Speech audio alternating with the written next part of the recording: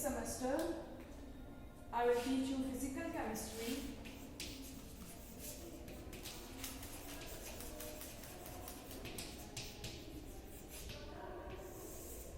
And in this first semester in physical chemistry, you have 3 chapters: gaseous state,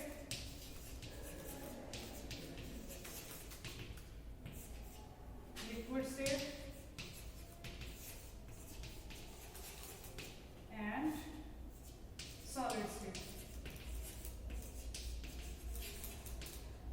These 3 chapters are in your syllabus. आपको इस semester में ये 3 chapter ही पढ़ने हैं. अब ये जो नाम है gaseous state, liquid state, solid state, ये आपने पहले भी सुने हुए हैं. आपने 11th क्लास में जब स्टेट्स ऑफ मैटर पढ़ा था तो वहां पर आपने पढ़ा था कि मैटर की ये स्टेट्स हैं, गैसियस, लिक्विड और सॉलिड. ठीक है, वहां पर आपने एक साथ पढ़ा था. यहाँ पर हमने तीनों को अलग अलग और डिटेल में स्टडी करना है. राइट. सो यहाँ पर हम 1 by 1 स्टार्ट करेंगे. ओके, तीनों के बीच में डिफरेंसेस आपको पता है. सॉलिड स्टेट में क्या है, मॉलिक्यूल्स जो है वो पास पास होते हैं. अरेंजमेंट जो है उस पर जो डिफरेंसेस हैं इनके बीच में, जो डिफरेंस है that based on arrangement of molecules. Arrangement of molecules in case of solid state क्या है, बहुत ही क्लोज है. There is no space between the molecules. बहुत ही क्लोज अरेंजमेंट है इस तरीके से. ठीक है. लिक्विड स्टेट में क्या होगा, मॉलिक्यूल्स जो है they are separated by certain distances. उनके बीच में कुछ ना कुछ क्या है, डिस्टेंसेस हैं, लेकिन बहुत ज्यादा दूर नहीं है, एक दूसरे के कांटेक्ट में ही है. ठीक है. और अब गैसियस स्टेट में क्या होगा कि जो मॉलिक्यूल्स हैं, जो अरेंजमेंट है उनका वो क्या है, बहुत ही दूर दूर हो गया. ठीक है. इस तरीके से अरेंजमेंट जो है वो क्या हो गया, उनके बीच में जो डिस्टेंसेस हैं वो क्या हो गए, बहुत ही ज्यादा इंक्रीज हो गए. राइट. तो एक तो ये हो गया. दूसरा, अब क्योंकि क्या है, इनके बीच में डिस्टेंसेस जो है वो बहुत ही कम है, तो फोर्सेस क्या होंगी, बहुत ज्यादा होंगी. ठीक है. इसमें कम होंगी एज इंटरमॉलिक्यूलर फोर्सेस जो होंगी. ठीक है, वो यहाँ पर क्या है, ज्यादा होंगी. यहाँ पर क्या है, उससे जो है वो कम होंगी. और यहाँ पर क्या है, इन दोनों के कंपैरिजन में जो इंटरमॉलिक्यूलर फोर्सेस हैं वो बहुत ही कम होंगी, क्योंकि मॉलिक्यूल जो है वो बहुत ही दूर दूर है एक दूसरे के साथ. उनके बीच में कोई भी कांटेक्ट नहीं है. राइट. एक तो ये हो गया यहाँ पर. अब क्योंकि मॉलिक्यूल्स जो है यहाँ पर सॉलिड के स्टेट के केस में मॉलिक्यूल्स का अरेंजमेंट जो बहुत जो है वो क्या है, बहुत ही पास पास है मॉलिक्यूल्स एक दूसरे के. तो यहाँ पर जो मॉलिक्यूल्स की शेप होगी, ठीक है, वो क्या है, डेफिनेट होगी.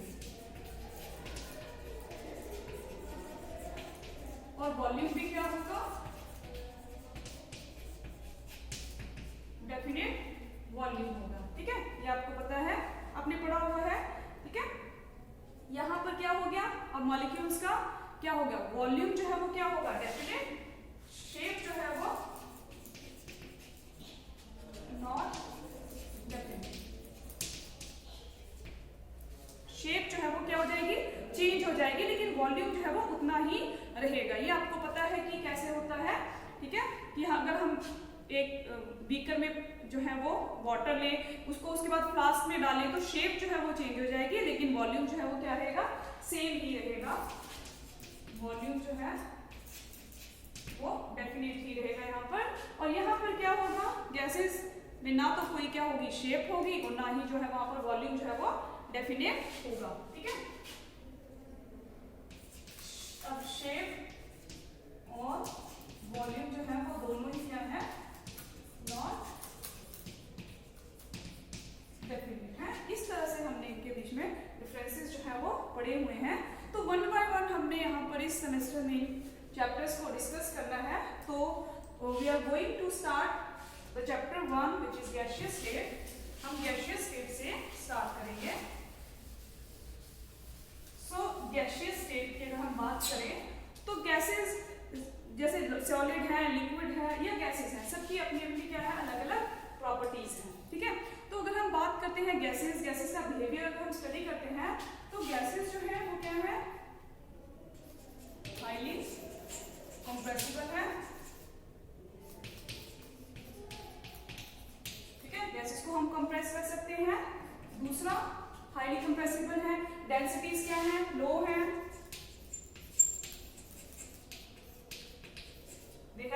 Densities eight normal condition of temperature and pressure. ठीक है, और क्या होगा कि gases can mix spontaneously, mixes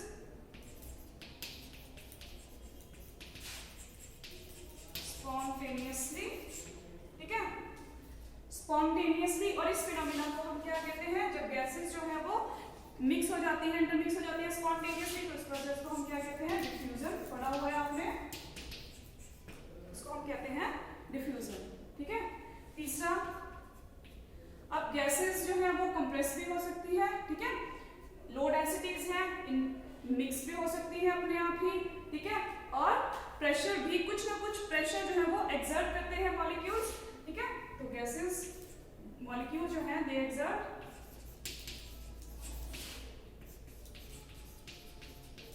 pressure.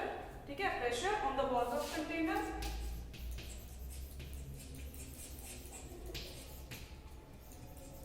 जिस भी कंटेनर में गैस है उस वॉल से को क्या करेंगे, प्रेशर एक्सर्ट करेंगे मॉलिक्यूल्स। ठीक है, exert pressure on the walls of container, और जो प्रेशर वो एक्सर्ट करेंगे वो क्या करेंगे, हर एक डायरेक्शन से क्या करेंगे, इक्वली ही एक्सर्ट करेंगे। ठीक है, तो जो प्रेशर एक्सर्टेड है that is equally from all the directions. ठीक है, तो ये था गैसेस का कुछ बिहेवियर।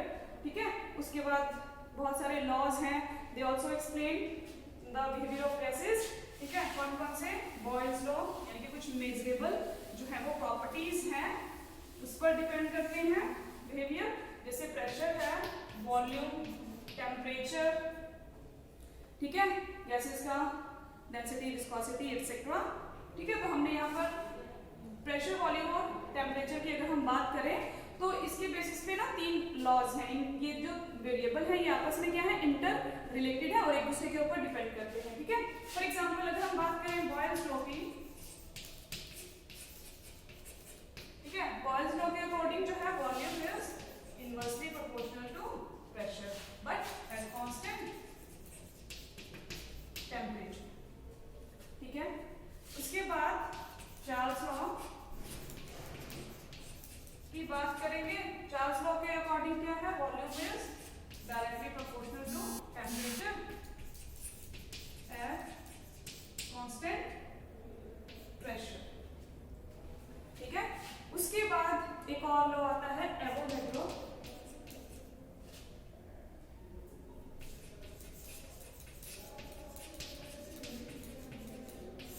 ठीक है, उसमें क्या होगा कि जो वॉल्यूम है it is directly proportional to n number of molecules, right? The equal volume of all gases contain equal number of molecules at all condition of temperature and pressure.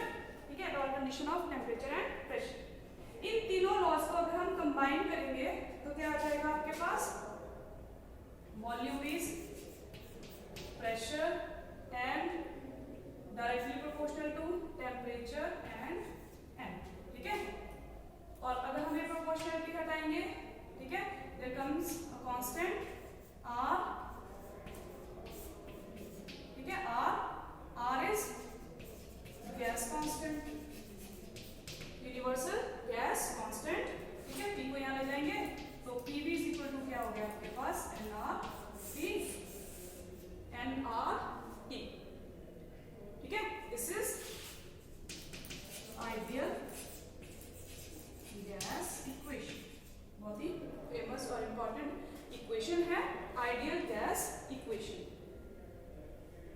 ठीक है जी, तो यहाँ से जो है वो आइडियल गैसेस, तो ये जो लॉज हैं, ठीक है, जब ये ओबे करेंगे, जो गैस लॉज हैं, ठीक है, वो ओबे करते हैं सारे आइडियल गैस इक्वेशन को। ठीक है, और रियल गैसेस जो है वो नहीं। तो ये था आइडियल गैस इक्वेशन। अब जो आपका सिलेबस स्टार्ट है that is from kinetic theory of gases. आपने पढ़ा होगा, ये भी इंपॉर्टेंट है।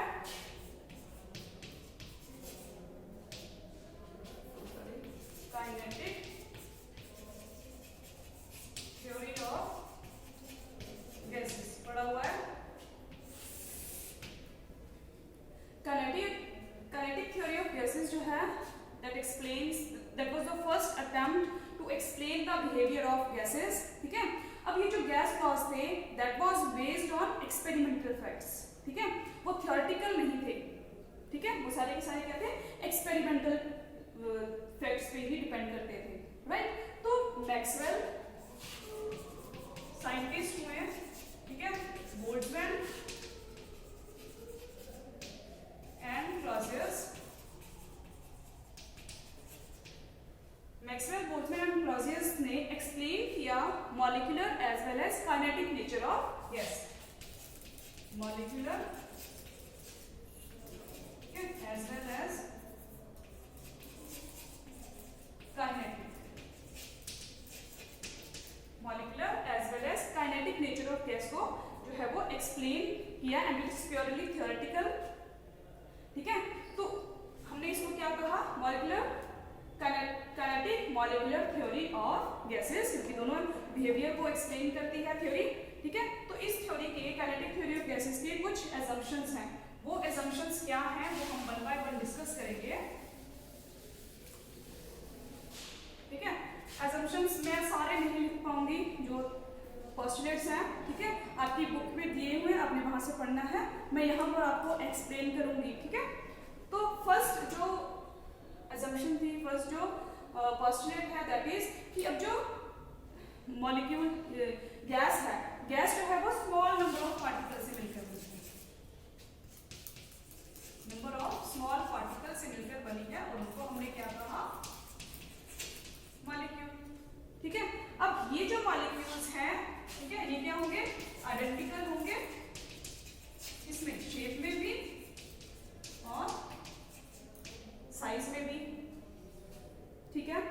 नंबर 2, अब आपको पता है जो गैस मॉलिक्यूल्स हैं उनके बीच में जो डिस्टेंस ऑफ सेपरेशन है वो बहुत ज्यादा लार्ज है, so the distance of separation between the molecules is large, distance of separation between molecules is very large, right? So distance of separation बहुत ज्यादा है, तो क्या होगा कि actual volume occupied by the molecule is negligible as compared to the total volume of the gas, ठीक है। actual volume occupied by molecule is negligible, मतलब almost zero, बहुत ही कम, negligible as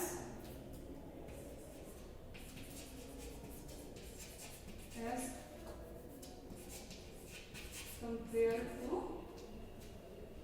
total volume,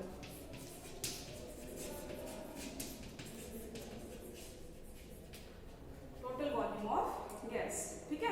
fourth क्या होगा, अब molecules के बीच में डिस्टेंसेस बहुत ज्यादा हैं, उनके बीच में कोई भी इंटरेक्शन नहीं है, तो क्या होगा, फोर्स ऑफ अट्रैक्शन जो है वो क्या हो जाएगी, zero, negligible, force of attraction between molecules is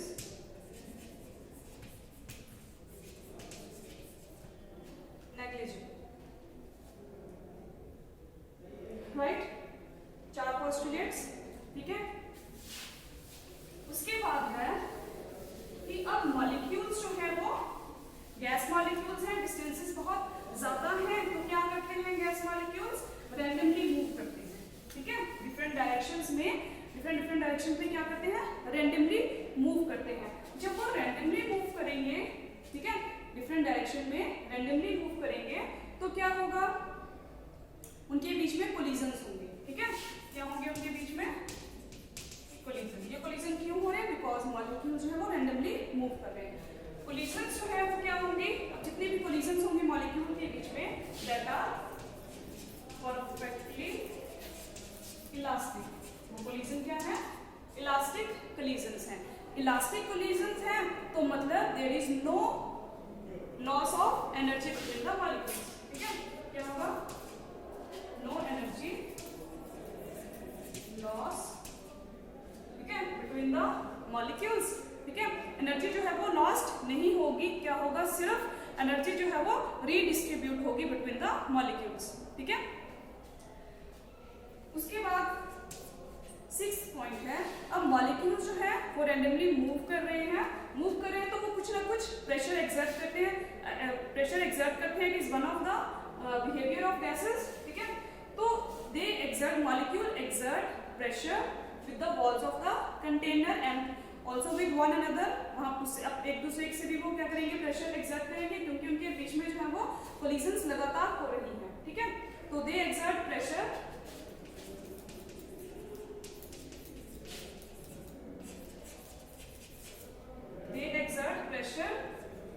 with the walls of the container and with one another, ठीक है। मैं सिर्फ ये लिख रही हूँ, exert pressure, gas molecules exert pressure, ठीक है। उसके बाद है कि अब मॉलिक्यूल्स जो है वो डिफरेंट डायरेक्शंस में मूव कर रहे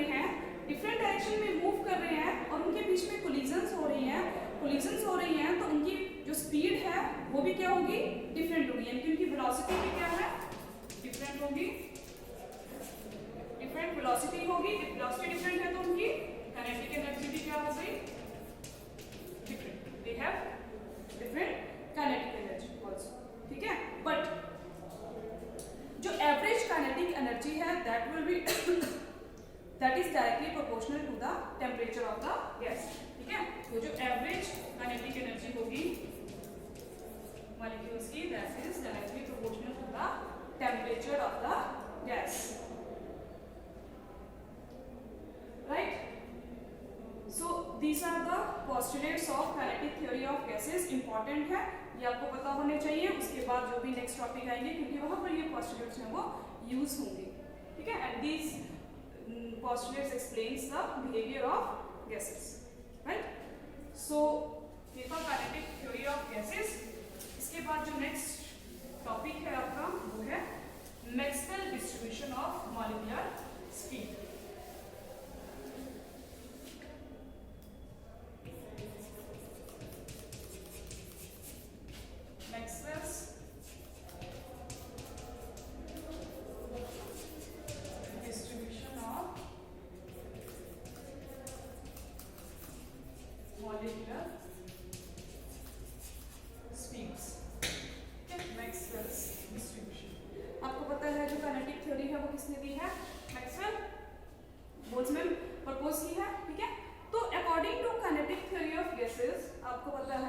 मॉलिक्यूल जो है वो रैंडमली मूव कर रहे हैं, राइट। रैंडमली मूव कर रहे हैं तो उनकी स्पीड्स जो है वो भी क्या है, डिफरेंट है।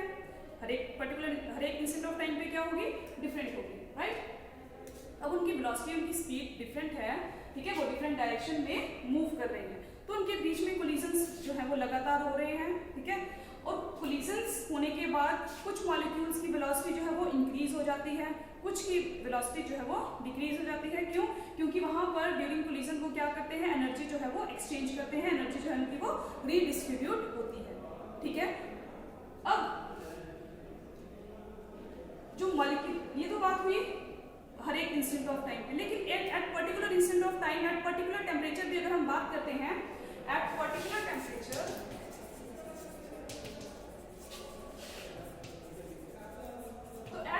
टेम्परेचर भी मॉलिक्यूल जो है वो कांस्टेंट स्टेबल नहीं है, मॉलिक्यूल जो है वो रैंडमली मूव कर रहे हैं। There is a choice between the molecules, ठीक है, वो क्या कर रहे हैं, रैंडमली मूव कर रहे हैं। At particular instant of temperature की अगर हम बात करें तो भी मॉलिक्यूल जो है वो रैंडमली मूव कर रहे हैं, राइट। अब रैंडमली मूव करने के का कारण क्या है? अब मैक्सवेल ने जो पॉइंट आउट किया वो क्या किया, तो मैक्सवेल ने पॉइंट आउट किया कि जो डिस्ट्रीब्यूशन ऑफ मॉलिक्यूल्स है at particular temperature that is constant, ठीक है। जो डिस्ट्रीब्यूशन मॉलिक्यूलर स्पीड है एट पर्टिकुलर टेम्परेचर वो क्या है, कांस्टेंट है, ठीक है। लेकिन इंडिविजुअल मॉलिक्यूल की जो है वो डिफरेंट है। अगर हम एवरेज स्पीड देखें वो क्या है, कुछ जो मॉलिक्यूल्स हैं उनकी जो वेलोसिटी है वो क्या हो गई, कांस्टेंट हो गई, सेम हो गई है, ठीक है। लेकिन इंडिविजुअल मॉलिक्यूल की अलग है, एवरेज जो है वो सेम है, लेकिन इंडिविजुअल मॉलिक्यूल की वेलोसिटी जो है वो क्या है, सेम नहीं है, ठीक है। तो मैक्सवेल ने पॉइंट आउट किया कि जो फ्रैक्शन ऑफ मॉलिक्यूल्स हैं at particular temperature they have same velocity, they have same speed.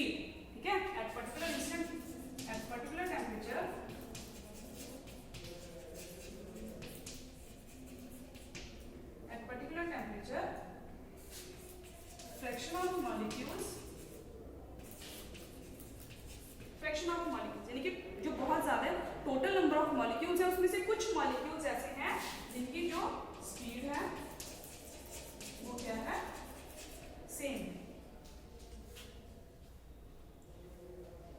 ठीक है, तो using theory of probability,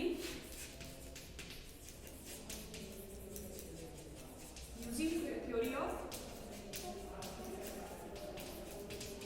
probability,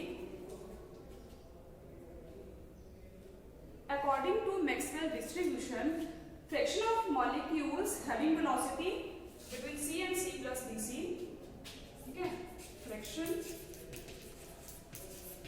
of molecules having velocity या speed between c and c plus this is small change in velocity, ठीक है। तो fraction of molecules having velocity between c and c plus dc is given by, तो एक relationship दिया, सिर्फ relationship याद रखना है आपने, वो उसकी कोई डेरिवेशन नहीं है, आपको सिर्फ याद रखनी है इक्वेशन। तो अकॉर्डिंग टू मैक्सवेल डिस्ट्रीब्यूशन क्या है कि dn by n is equal to 4 pi m over 2 pi rt raised to power 3 by 2 e raised to power minus mc square over 2 rt into c square dc, small change in velocity। अब यहाँ पर symbols के meaning देखने हैं आपने, क्या है, dnc over n, n is total number of molecules and dn is number of molecules having velocity c, ठीक है। नंबर ऑफ, टोटल नंबर में से कितना है, only fraction of molecules having velocity c, ठीक है। m is molecular mass of the gas, r gas constant, t absolute temperature, c is speed of the molecules, ठीक है। अब इस dc को हम क्या करेंगे, इधर ले आएंगे, ठीक है। तो इसको हम लिख सकते हैं 1 by m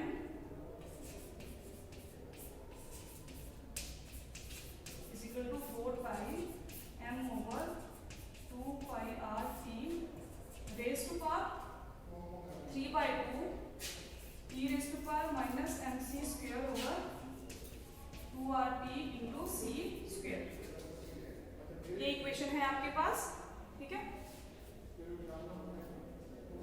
तो यहाँ पर अब ये जो वैल्यू है, ये जो वैल्यू है इक्वल्स टू के इधर जो है, it will represent the probability of molecules, ठीक है। क्या रिप्रेजेंट करता है, probability of finding molecules, probability of finding molecules having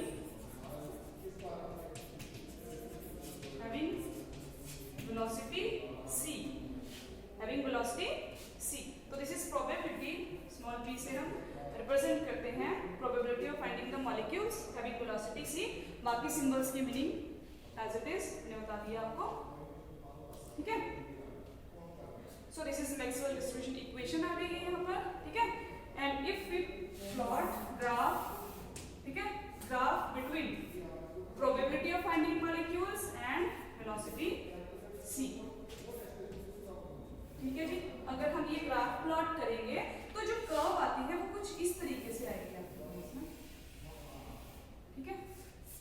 ये इस तरीके से जो है वो मैक्सवेल कर्व आएगी, इसको मैक्सवेल डिस्ट्रीब्यूशन कर्व कहते हैं, ठीक है। मैक्सवेल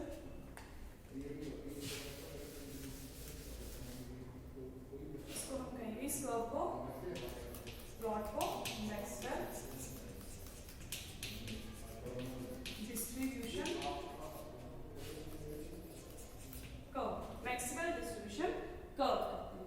इस कर्व को अगर हम देखें तो आप देखो कि वो मॉलिक्यूल्स जिनकी वेलोसिटीज देखते हो ना, वेलोसिटी जो है वो यहाँ से इधर इंक्रीज हो रही है, तो वो मॉलिक्यूल्स जिनकी वेलोसिटी बहुत कम है और वो मॉलिक्यूल्स जिनकी वेलोसिटी बहुत ज्यादा है, ये जो आपको एरिया अंडर द कर्व है, ठीक है, it will represent number of molecules, ठीक है।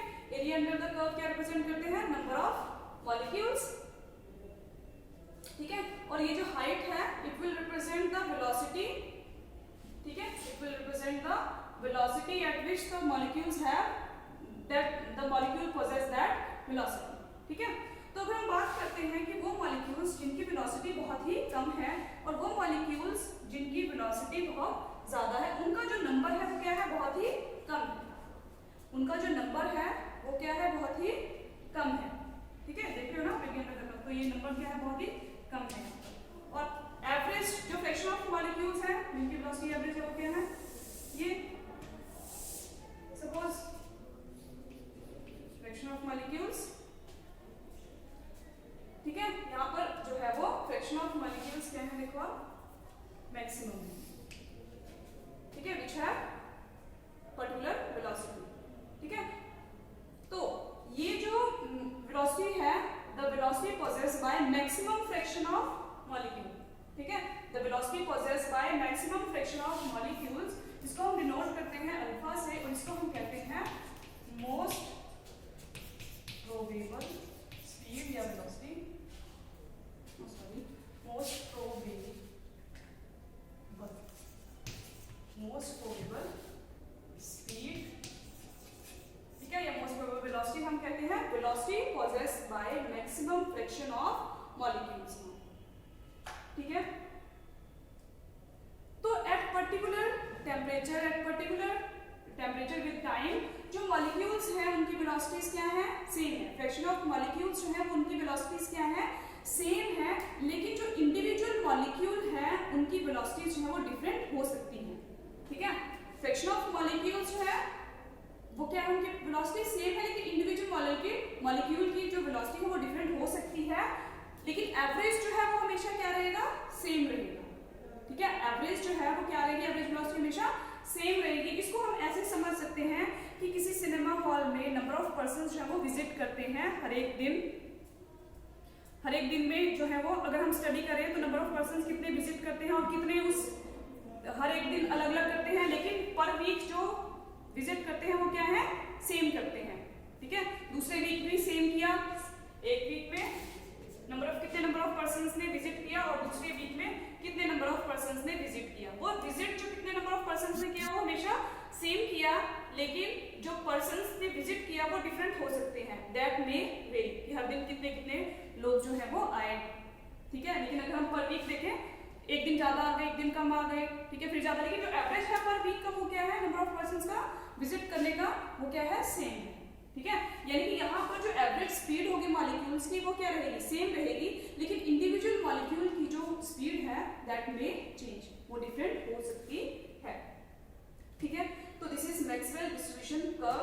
इससे हमें पता चलता है कि वो मॉलिक्यूल्स जिनकी जो क्या है वेलोसिटी बहुत कम है और वो मॉलिक्यूल जिनकी वेलोसिटी बहुत ज्यादा है उनका जो नंबर है वो बहुत कम है, ठीक है। दूसरा कि velocity possessed by maximum fraction of molecules, ठीक है, उसको हम क्या कहते हैं, मोस्ट प्रोबेबल स्पीड या मोस्ट प्रोबेबल वेलोसिटी, ठीक है।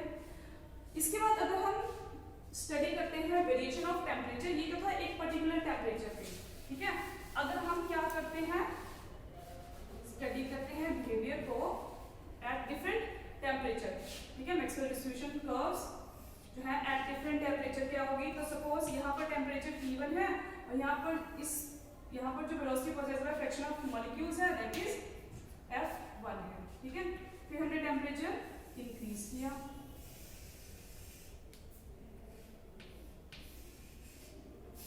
ठीक है, इस तरीके से।